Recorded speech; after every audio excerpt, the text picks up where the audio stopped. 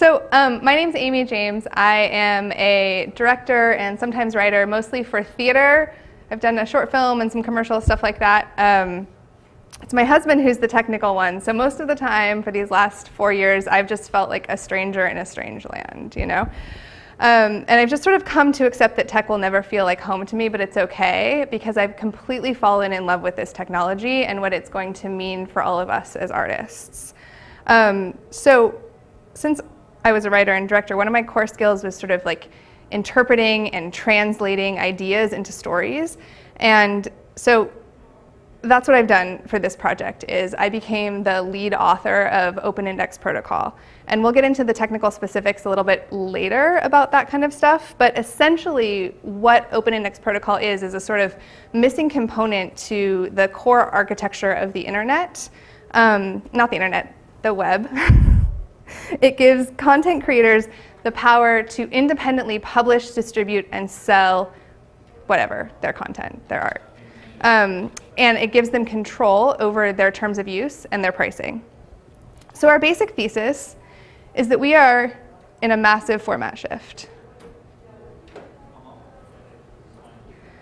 I'm not talking about like an intra-format shift, you know, going from MP3 to FLAC or something. I'm talking about that once-in-a-generation format shift.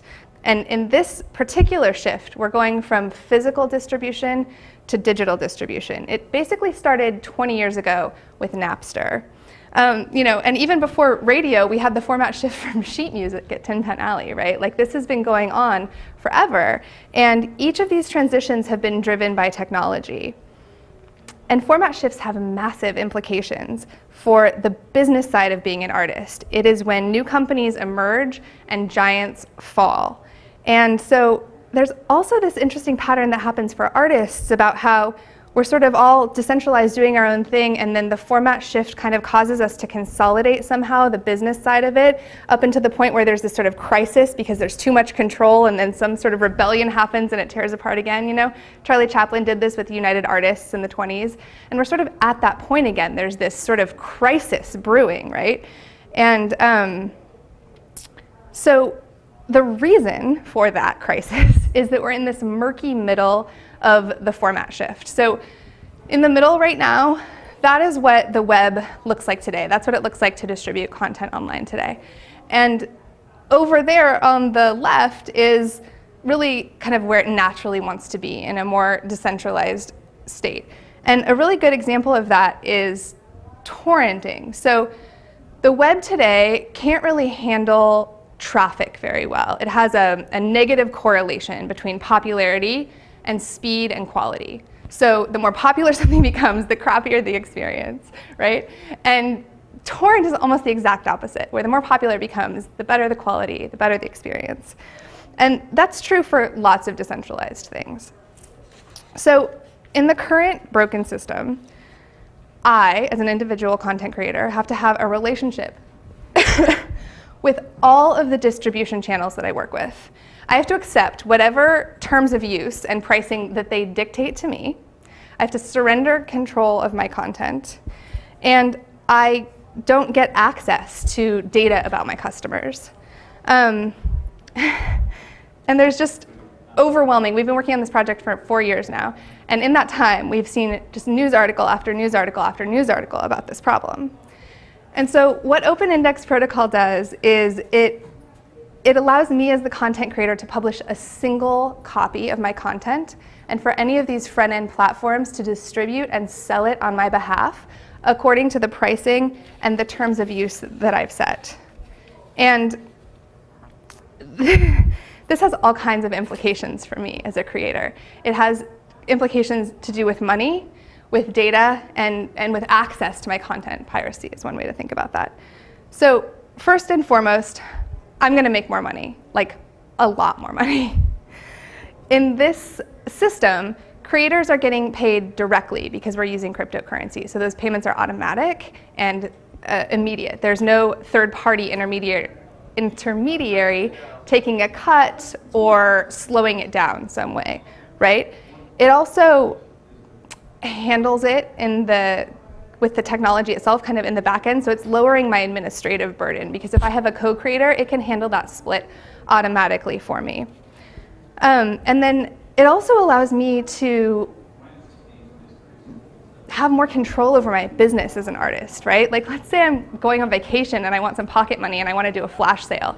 I can put everything on sale because I can control that root copy, right? And so for 24 hours, everything can be on sale. Or it's my birthday and I want to give it away for free. Or whatever the case may be, I can mess with things and figure out that right price for my community.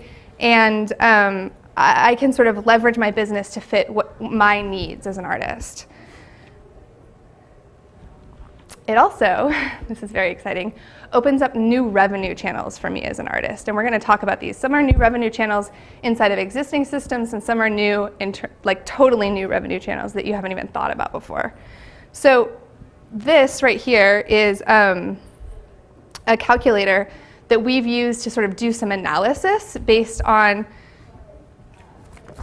you can't really see it at all. Well, that's terrible. Yeah, sorry, just explain it to them. Okay, so basically what it did is we put in a content creator's social media following size, and we made some guesses based on industry standards of like cost per mil, which is your rate for YouTube ad monetization, that kind of thing. And so this one over here is We Are Change, because we knew they were going to be here. And so let's see. So they have just over 500,000 YouTube subscribers, and at an average CPM, we estimate, and again, we're having to guess here because YouTube is secretly controlling which videos are monetized and which aren't, so we don't know exactly, but we're estimating that they're making just under $2,000 a month. Now they have a Facebook audience of almost 6 million, and a Twitter audience of 75,000. So let's say that they convert 3% of that audience on Facebook and Twitter to spend 2 cents on a video. In a single month, they would make $51,000. So that's like the difference that we're talking about in the opportunity for these content creators. And we know that the fans want to support them in this way, and we're talking about such tiny amounts of money that it really is incredible. And what's even more important is, nope, we need to go to the demo, is that it's basically as easy to use as anything out there already, right? It's just like publishing to YouTube, filling out some basic fields, and then for me, as your audience, it's just like anything else that you would find. It's actually even easier in some ways. So we're gonna sort of look at how that works. So, do we have audio? Only coming out of the computer, so I don't know if you want to narrate or, oh shoot.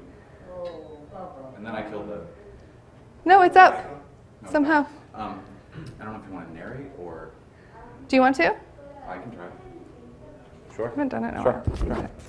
Sure. So essentially, I'm going to actually let it play and I'll just try to speak about it. So here I am scrolling my social media feed, and I find a music video I want to watch. Just like with YouTube, free content published to the open index can be played right inside social media. In this case, the video is monetized, but a 30-second sample is free. By making a sample available for free, it's shareable and can become viral. The free sample leads me over to alexandria.io, where the full video can be purchased for 3 cents. If I have Bitcoin, I can pay directly, but since most new users won't, let's look at how to pay with credit or debit. This uses the Coinbase Buy widget, which requires a $1 minimum purchase, and the process feels like any other purchase on the internet, just filling out some basic fields. After the 3-cent payment for the video, my 97 cents of change is saved in my browser for future purchases, and the video starts playing right away.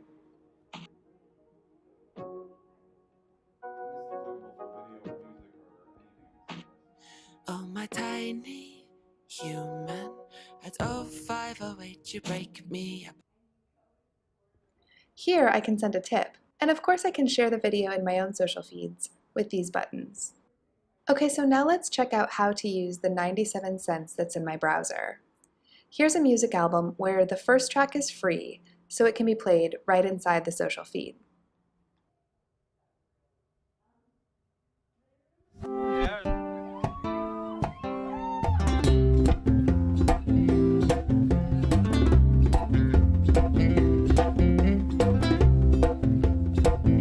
I want to hear the rest of the album, so I follow the link.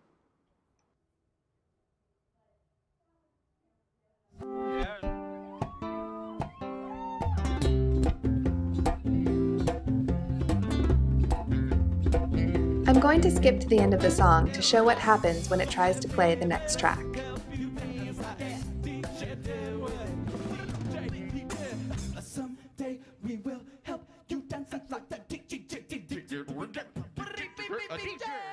The second track costs a penny, so a modal pops up and asks how I want to pay.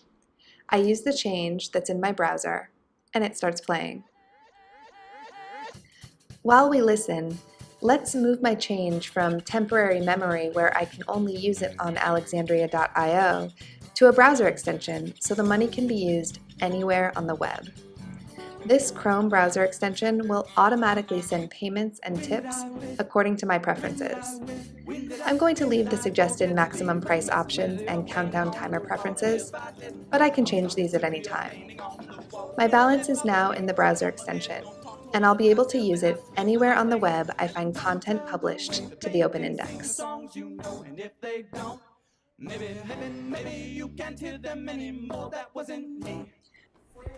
So really the purpose of that whole app is just to take away what a lot of people think is going to be the biggest problem with cryptocurrency and paying for media is decision fatigue, of make the decision beforehand when they're setting their preferences and then let the application do it for you. Right, so you're not having to decide every time you're doing a micropayment, right? You just have this budget, you put in $1, and now you buy 100 videos or whatever it is, right?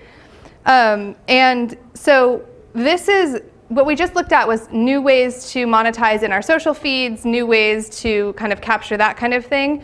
But it also lets us segment the market in a way that we really haven't been able to do with digital distribution before, right? So that's part of why piracy is such a big problem, is we all think a digital file is a digital file, they're the same. But because we're using blockchain, we can have token controlled access. So there could be like a limited edition of something and there really are only that many tokens to it, or token controlled access to a live event or something like that. So we can kind of capture those high value customers that we were able to capture when we were doing physical distribution with limited edition products and those kinds of new releases and things. We can get those customers back by offering them higher value things. So the next piece is data, right? Like this isn't, I don't think it's up for debate anymore what an enormous impact data is going to have on successful content in the future. And what's happening right now is that the platforms that are selling our data for us, like Amazon and Netflix and YouTube, they're keeping data about our content and not giving it to us.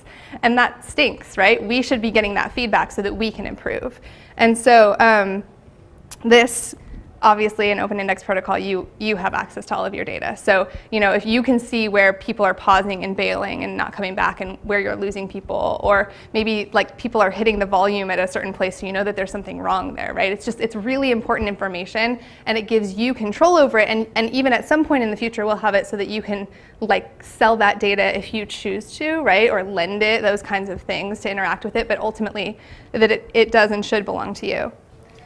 So the thing about piracy is that it's a result of the DRM system failing.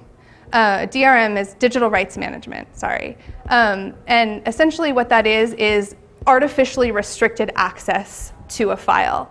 And that's what we were talking about before. A digital file is a digital file. It's extremely easy to copy a digital file. And so by forcing these artificial restraints over it, they're just essentially trying to build higher and higher walls. And that's frustrating audiences so much that they're fracturing and they're feeling forced into piracy.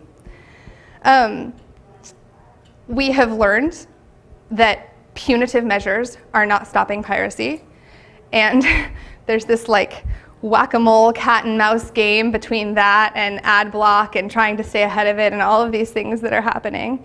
And even when new products come onto the market and audiences try to access that data legally, appropriately, pay for it, the system, as we talked about before with that torrent chart where popularity and speed are negatively correlated, it goes down. It can't handle it. And then they've already paid for it. This is HBO Go from when Oh, sorry, you guys can't see what's there. I forget. When they made the decision to distribute Game of Thrones, or to allow people to sign up for just $10 a month HBO Go without having to have every other cable package, just for the sake of Game of Thrones, because it was the #1 pirated show, like everywhere.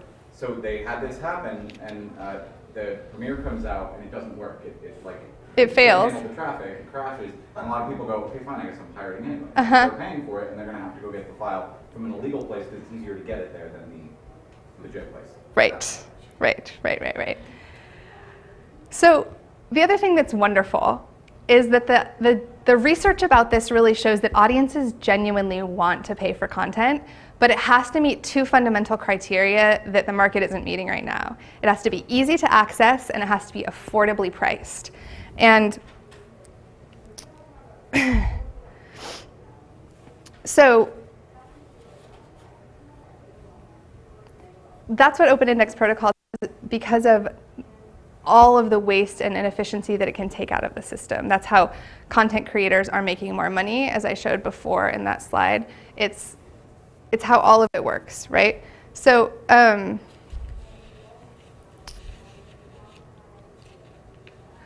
what we've done is fix the incentive structure behind how piracy happens. So instead of building higher walls and pushing people out, we're making it completely open and available to them at an affordable price. And so, sorry, I got lost here a little bit. Yeah, that's what happened. The slides are out of order, sorry. So this is showing the like worth of a viewer, basically, right, over time. And that over time, because they're always going to be trying to avoid ad block and all of those kinds of things, they're just going to become less and less valuable. But by using the system, they become more and more valuable to you as the end customer. And so what it's doing is it's accepting reality that there will always be some piracy, right? We can't just completely forbid it with high enough walls. It's not possible. But what we do is fix that incentive structure to drive it into the ground. And part of the way that we do that is through existing public databases like MusicBrainz and IMDb, where content creators like Imogen Heap can verify themselves in the system. And then we actually talk about this idea of borging the pirate sites, where because it's become this place where you can get something so easily and so quickly, right? Like hypothetically, not admitting to any ever doing it, but like hypothetically, you could maybe download something off of the internet, maybe, right? And if you did, you would know that it's spectacularly fast and easy. And so by having the pirate sites distribute content that's registered to OIP, but distribute it only with that paying amount, right, by the creator's terms, and not selling a free copy as well, we can sort of onboard them slowly into selling content appropriately. So how all of this works is what some people are calling Web 3.0 in this new decentralized things that are coming forward, right? And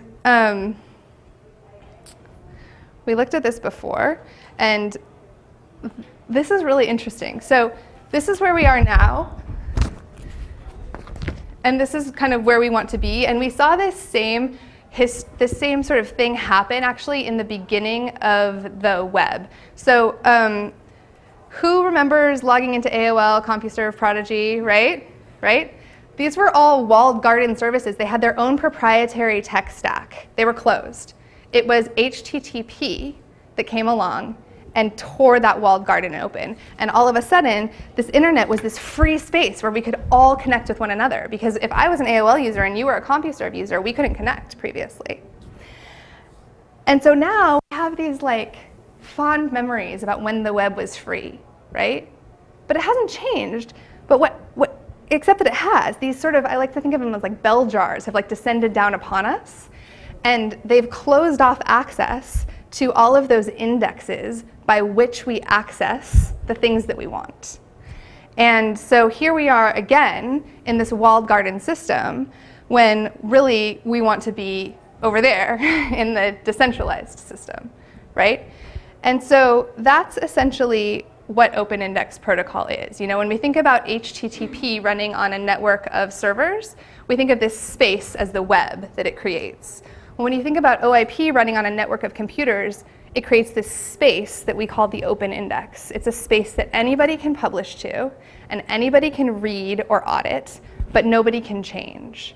And so it's going to be able to replace, as a public space, all of these kinds of indexes as closed spaces, or come alongside them at least initially. Do you want to ask a question? Well, yeah.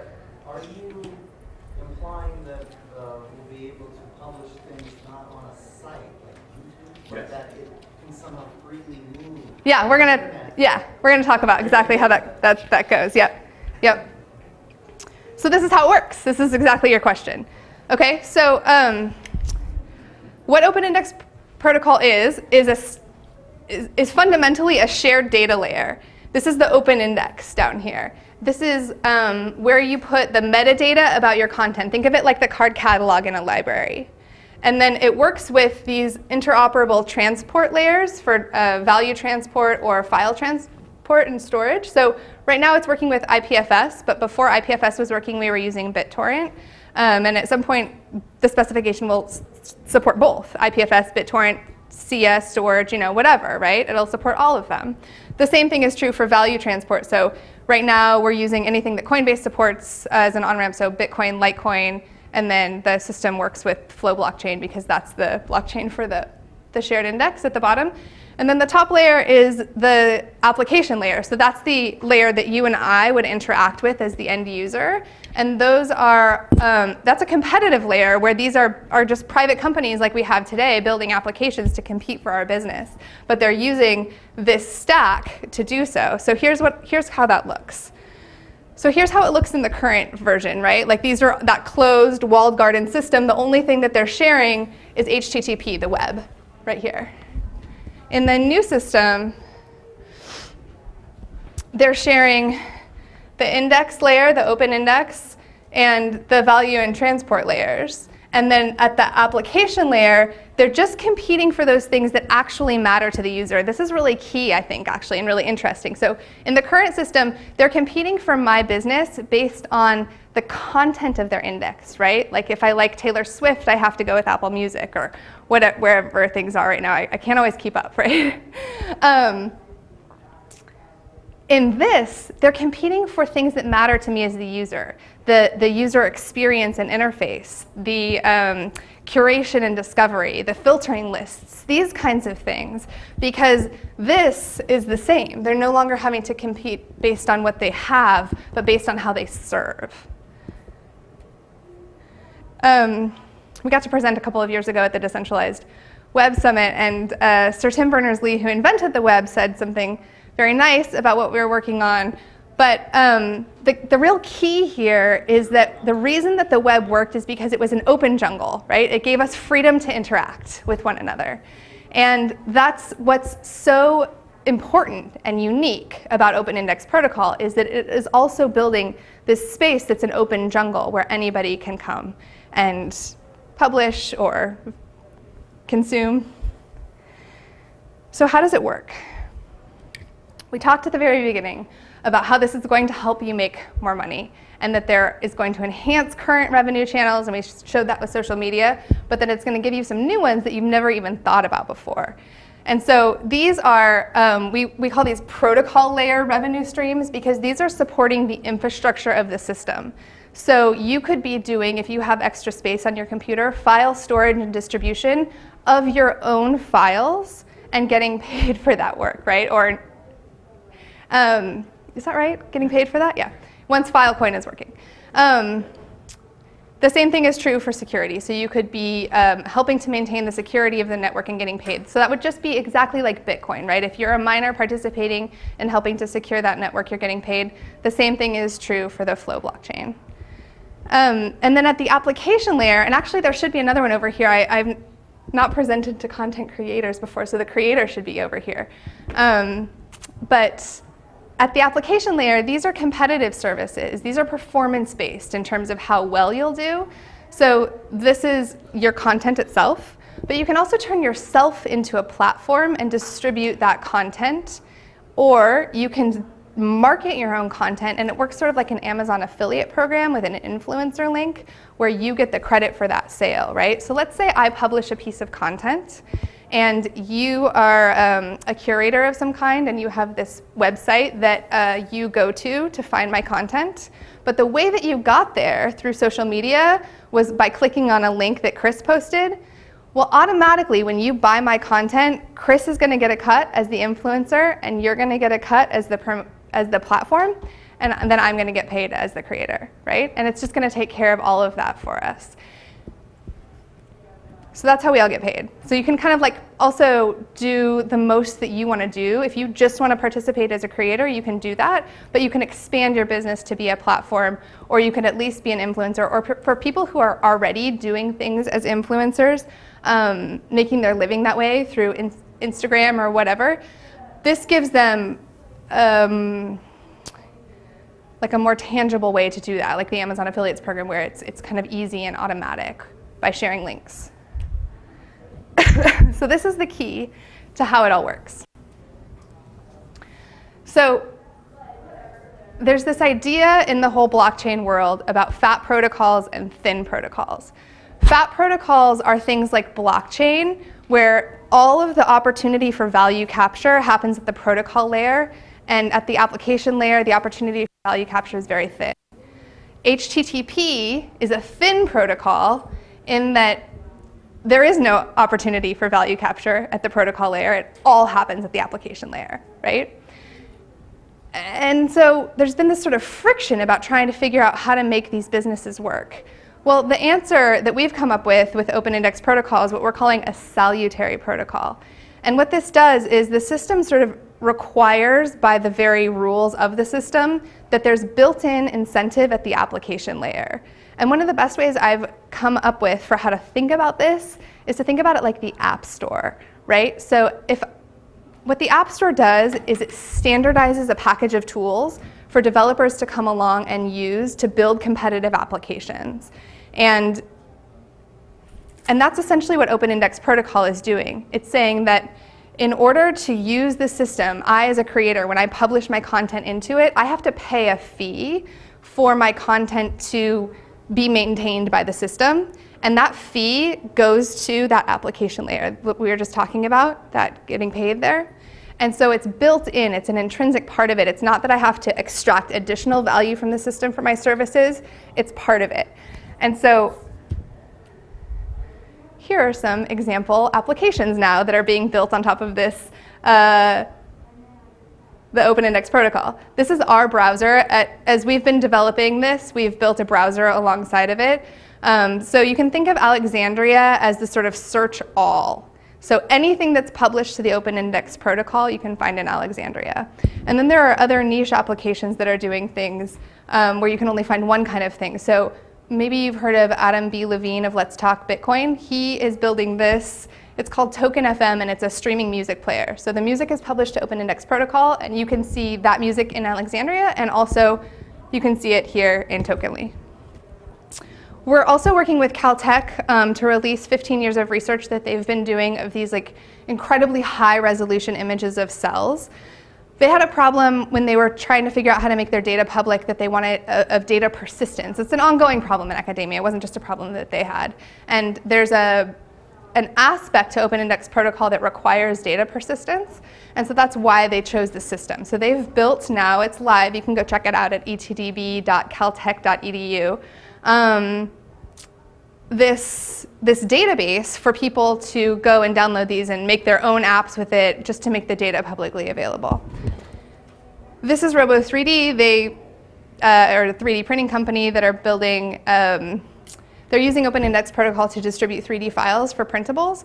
And we said before that DRM doesn't work, but the protocol's a little bit flexible in this case because they want to sell like one-off individual things, not a copy for you to like go into retail selling toys. You just want to make one, so they're going to have this sort of different way. So it's flexible in that it can work with a lot of things.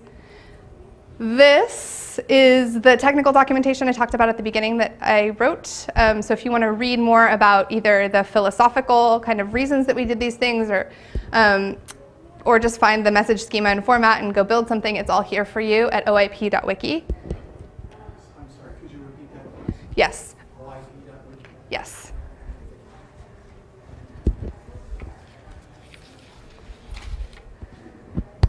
And that's What's the one at That's it. wiki.alexandria.io? Same thing.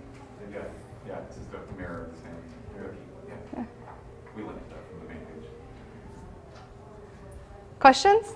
Thoughts? Yeah. So just to clarify with the Yeah. browser, the browser is only going to search things that are published on the Open Index. The Alexandria browser? Yes. Correct. It won't find stuff that's just on the internet. Well, when we release it as a separate app, we very will likely also have like normal web browser capability, and there's no Okay. reason not to. So it'll be mostly web and also open index, and then over time it'll be less web and more open index. Depending on what's there. Exactly, yeah. But Yeah. when she says the browser, it also lives as a website. So alexandria.io is, you don't have to download a separate application, you can just browse Alexandria. But that's going to be only OIP information at that site. Yeah. Where does the actual data reside? It's in a blockchain? It's in the Flow blockchain. So it's the first blockchain that intentionally was designed to store data. So it can store, I think it's 140 character or 1,040 characters now. What? Yeah. 1,040 characters of just arbitrary data. So that it's stored there. Do you? So, Yeah. I'm not So familiar the with media flow. files themselves are stored in IPFS. And those are chunked and hashed, and then the hash that represents that file goes into the Flow blockchain, which is just, it's a copy of Bitcoin. It's came out 3 years after Bitcoin or so. It's 5 Yeah. years old now. And it works just the same. It has a normal proof of work. It just added one more feature of there's this extra little thing that you can attach an arbitrary text message to every transaction. Yeah. And so we use that and built an application of it. Where every publish attempt, go ahead. So it's for coin transactions, though. The flow is built for coins, just like Bitcoin. Yeah. But there's a text field that you use. Exactly. Yeah. Exactly. And since But all you think do a about coin. what's that? So you do like a micro transaction? You do. And if you think about it, that actually kind of helps the system work because it means that you can assess a fee to publish a piece of media. And so what we Yeah. actually do is we correlate that fee to the value of some. So if someone is saying, I'm going to put up a $10 music album, it costs $10 in tokens to publish it. That's you contributing into the system to create more security, and it's also there forever now. No, it sounds like, I was in the room before this, and so sounds like I'm very interested in this. Excellent. Excellent. So on the flow blockchain, the transaction is media, piece of media or whatever. Well, it's basically it's all of the It's the that. metadata. It's the card catalog entry. So it's my Exactly. my name, the date, all those Everything kinds of makes it things. searchable and findable. Yeah. And then, are you familiar with IPFS at all? IPFS is very similar Yeah. to What is it, BitTorrent. what is it, stand for? It stands for the Interplanetary File System, and what's special about it to me is that it's content addressing rather than location addressing. So the reason that the web, you get the 404 error is because the web uses location addressing. So when you move something, it gets lost. With content addressing, the address is the content, right? Like that's how you got it. You put the content in, it ingested it, it gives you this hash. And so that hash means that that's where it is. So as long as you have that hash, that goes into the blockchain too. So as long as you have that, you can find the content. So it means you've got the searchable information and then that links directly to the file that's findable in the larger IPFS. And it's also a peer-to-peer network like BitTorrent. Right. Yeah, so what we're finding is that you only need a few peers or seeds to have a good quality experience. And it makes the whole index searchable. So the whole Yeah. index is globally replicated so that you can search the whole index, and then when you find a file that you want, there's at least 4 copies of it somewhere around the world. So I was the beginning, which is probably. We recorded it. We have one on our site. Well, so, well, I wrote down Alexandria and, well, I mean, I'm super into like content creation and I'm familiar with. Yeah. The blockchain is a big one. Good, yeah. So Open Index Protocol was where you can read about the technical side, or OIP.wiki, the technical side of things. And then Alexandria.io, that's the browser. And that's old right now. It's pretty broken, to just be kind of frank, because we're building a new modern one and we haven't maintained backwards bugs. So That'll be out. you could, but get on Alexander's mailing list, because in the next couple of months we'll be doing releasing a new browser. Yeah, 'cause So that looks awesome that, Yeah. like you put it into, inserting it into like Facebook or whatever, and then they're just paying with their cryptocurrency Yeah. instantly, Yeah. or a penny, which Yeah. once your thing goes up. Yeah, exactly. It's On amazing. the different sides, so it's- Yeah, Good job. it turns the entire web into a storefront for you as a creator. Yeah. So Yeah. one question about that, I mean, the first thing that occurs to me when you show that Yeah. is Facebook's not gonna like that. No. They're not gonna like that I'm able to just go in there and make money and they're not getting a Yeah. cut of it. Yeah. Well, how do you We plan can to- actually, whatever, so it can definitely be, what did you call the whack-a-mole? One of the upsides to being decentralized is it means that alexandria.io / an address can resolve to a file. Likewise, tokenly / that same hash will resolve to the same file through someone else's application. And another host / Basically, that we address become can resolve to the whack-a-mole. same Like, file. yeah, Facebook's gonna So shut they us might down. say- they might say, That's gonna happen block at some all links point. from Alexandria. Yeah. Okay, so Right, then because it they don't goes like us. somewhere else. Yeah. So now it's a different one. Now it's OIP.wiki Yeah. / that thing. And the point is they can't stay ahead of it completely because they have to maintain a list of all the things they want to blacklist. Right. And they won't notice it until it becomes popular enough that it's already kind of gotten out there anyway. So bit by bit, we can say, okay, let's put another one, let's put another one. And the information can still get spread around and they won't know until it's And there's spread no way around. they can block No. open index. No. No, because it's No. decentralized. Exactly. It's that one on the left over there. Something They specific. can block There's no- the who do you take out? information of it, but not The networks underlying too, yeah.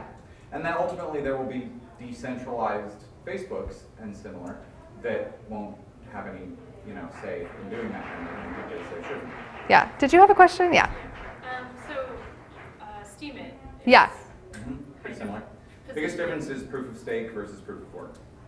Steemit depends entirely for its security, for the whole history of its record being accurate, depends on the assumption that proof of stake is as secure as proof of work.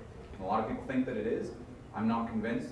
I think time will tell. Like we know that as soon as the banks recognized the threat that Bitcoin was, they attacked it and then they failed. Right. No one has realized the threat that that decentralized media distribution can, and so no one's really tried to attack something like Steemit.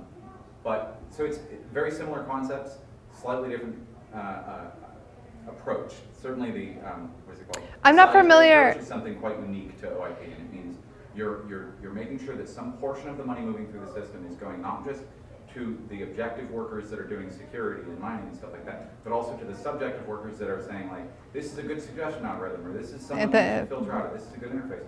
If you don't do that, there's no incentive for anyone to build a second application. And while there have been a lot of applications built for Steemit, only one of them gets 99% of the traffic, because there's no financial interest for anyone to make a good one, right? And that's a big problem.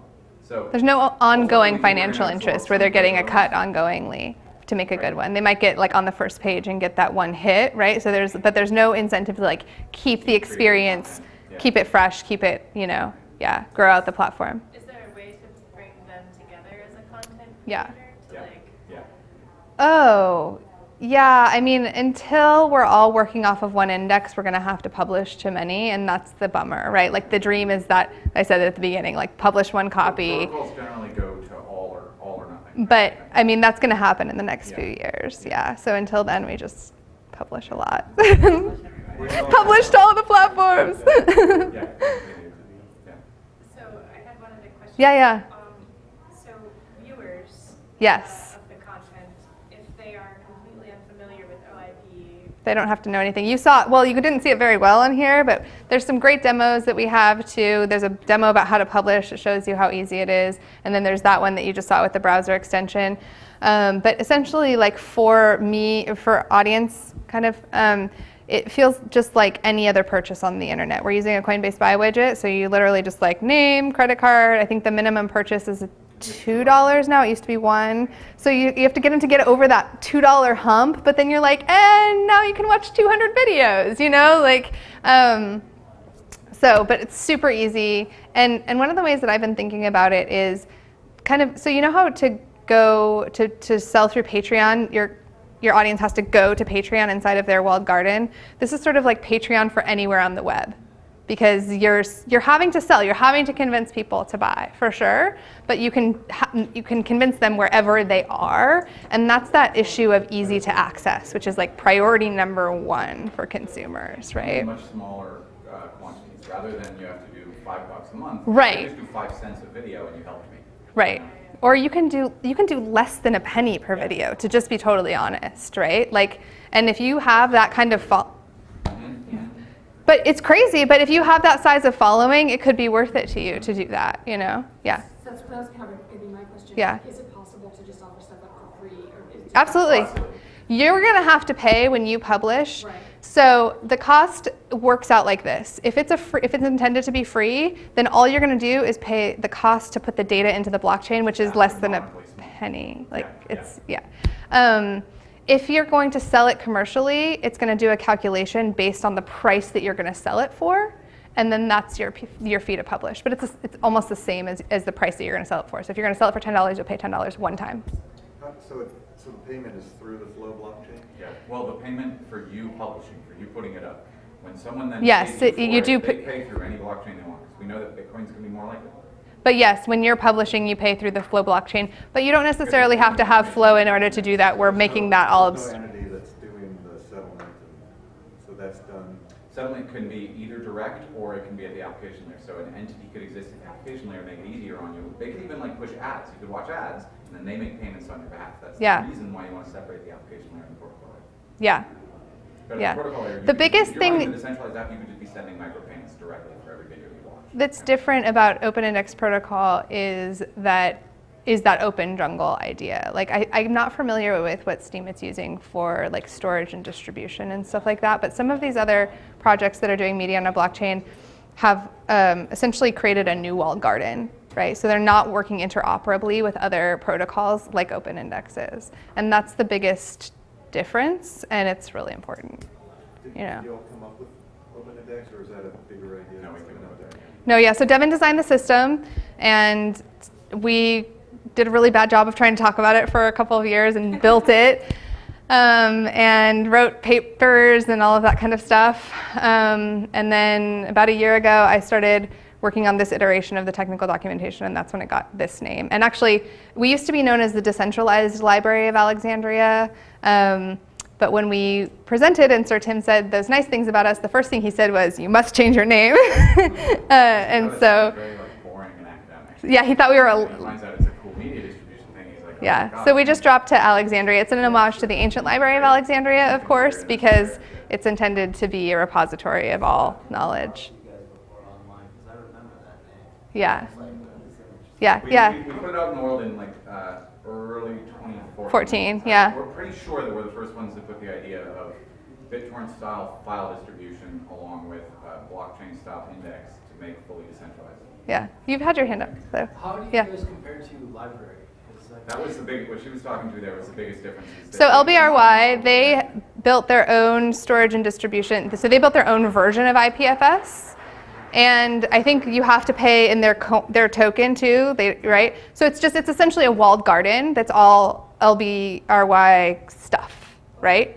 And so with Open Index Protocol, in fact, we could use LBRY's storage and distribution thing if it was open, right, with Open Index Protocol and their coin.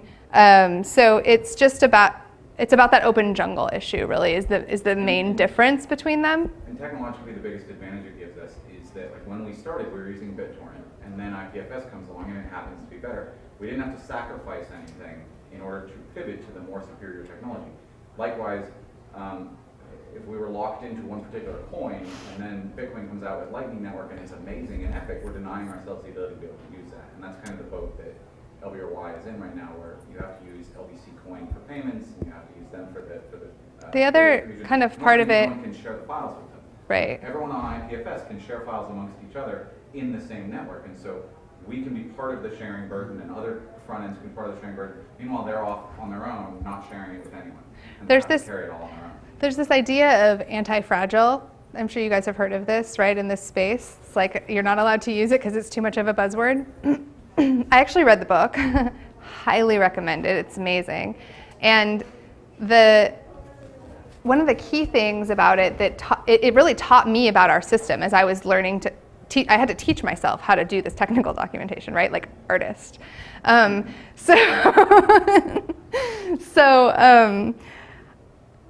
One of the concepts about anti-fragility is that it can adapt and change over time, that it can take a blow of chaos and grow from it, be better from it, right? And so when you look at this difference between LBRY and Open Index Protocol, what you see is that like if something happened to their storage and distribution network, or if they messed up, because they're solely responsible for maintaining that entire stack too, right? They have a harder time recovering from that blow of chaos. Whereas with Open Index Protocol, something could happen to it and it can be replaced, or market preferences can shift and it can adapt, right? So there's just this ability for it to respond to chaos in a positive way. It has positive convexity, is what it's called. Yeah. So does that mean tell me if I'm understanding? Yeah. That if somebody else sets up another Open Index Protocol system using a different blockchain, Yeah. the two could be integrated. So if I'm using one of these apps, I can access content both from Alexandria and from this other person who's done a similar thing. So your question, I'm going to flip your question a little bit, right? Okay, so with Open Index Protocol, two apps can compete, yes, for the same, they can both share and distribute that same piece of content, yes? But I'm wondering if At the blockchain level? if the content is the content specific to Alexandria. No. No, specific to OIP. not Yes. specific to Okay, and Alexandria. anyone can set up an OIP system. Yes. Anybody can be an OIP platform so long as they follow the rules. And essentially the rules are you have to respect the rights of the content creator. That's pretty much it. How about the other, the media story? Yeah, IPFS. IPF, how do you get your data out of that? Or how would someone who's publishing, say, a video, do they pay for that? Or No. No. Yes, actually, they never will have to, because the protocol will have, it has a rule that says there is a minimum of 4 copies of this maintained at the application layer. So all those front ends share the responsibility of making sure that there's enough storage redundancy of all files, but that means only 4. 4 isn't necessarily high enough for it to play back very smoothly. So we just ensure that there's persistence, no file will ever get lost. You might choose to pay so that there's a higher number of people seeding it.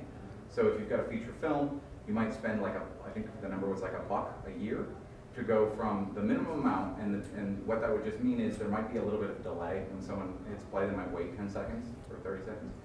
If you decide to spend $1 a year to make sure that there's a whole bunch of people seeding it, there'll be no delay at all. So you'll optionally be able to pay for extra storage, but you will not have to. The system will pay for the minimum storage necessary to make sure that the files are always there. And you can contribute storage on those. You can, yes. Yeah, So one Filecoin file doesn't like that. exist yet. Filecoin is going to work in conjunction with IPFS. They call it like proof of seed. So in exchange for you storing and seeding a file, you get paid for that, kind of like you do with a blockchain like security miner. Yeah. Yeah. That's gonna be huge. Yeah. Allowing a lot Yeah. of people to start using their unused. Oh, this is an incredible statistic. What is it? It's that, so think about the redundancy in the system right now. This blows my mind. So Netflix, they call it a CDN. It's a content distribution network, right? So they have a server farm here in San Diego and in LA and in San Francisco and in Chicago and everywhere, right? They're integrated into the ISPs, how they distribute that content to it. So it's that hub and spoke system. Netflix has one, Amazon has one, iTunes has one, Spotify has one, on and on and on, None of them Hulu. share files with each other. They're not sharing files. So they have this massive redundancy, right, all over the country, wasting all of this electricity, all of this. Yeah. It's amazing how much redundancy there is in the system. So with this, we can share the files with one another. And the amount of available hard drive space on like all of our computers is more than all of that network. So it can easily absorb this. And it's already existing, right? So it just eliminates all of that waste. Yeah. Yeah. How do you prevent people from capturing the files? I mean, there's software that will capture a video Yes. stream Right. and then store that and then post that on. You don't. And that was what I was talking about when it comes to piracy. It's that you accept that there will be people who pirate, and you have to drive those incentives into the ground. And so part of the way that you do that is by making the content easy to access and affordably priced. And so the system is so efficient, it can make it affordably priced, and it can be accessed anywhere, as we've been talking about, so it's easy to access. But you just have to accept that that's part of it, unfortunately. the other piece I will say, though, the way that the system itself kind of stands up for that is by saying that you can't do that inside the system. So if you're participating in sharing illegal content, you're not part of OIP. OIP only allows legal content. Because it can recognize a file. If you're Right. putting up a file that someone else put up, it can Right. say, no, that other. That belongs to somebody else. That's not yours. Whereas Yeah. the web can't do that. Judgment call. That's not It's not a judgment call. No. Yeah. Go ahead. Yeah. Okay, so if you charge $1 per view on a video, Yeah. what proportion does the creator get? As much You as decide. 100%. You decide. The percents are totally up to you. So you could decide. From an influencer, you can put some money out there for them to. Right, you could decide you're not going to give anything to the platform, but the platform could say, well, then we're not going to show you because you have to give us at least 10%. Right? It balances the market that way. And then Yeah. as a creator, what is like step 1 for putting my content? Go to watch the publishing demo, and it will show you it's broken right now, the publisher. So don't try to publish in like 2 months. But watch the publishing demo, and you can email me too, and we can set you up to be an early tester if you want. Those demos on Yeah. the alexandria.io. They're definitely on, there's a YouTube channel, Blockchain Technology Group, or BlockTech. That used to be our old company name. So that's where all the YouTube videos are that show these things. And then if you go to chat.alexandria.io, you can talk with us. It's our team chat. Actually, that's the best path. If you want to get like links and stuff, go to that, and we'll send you the videos and stuff like that. Yeah. Chat. Chat.alexandria.io. CHAT. Yeah. Can you explain how you do the copyright bit a bit? Yeah.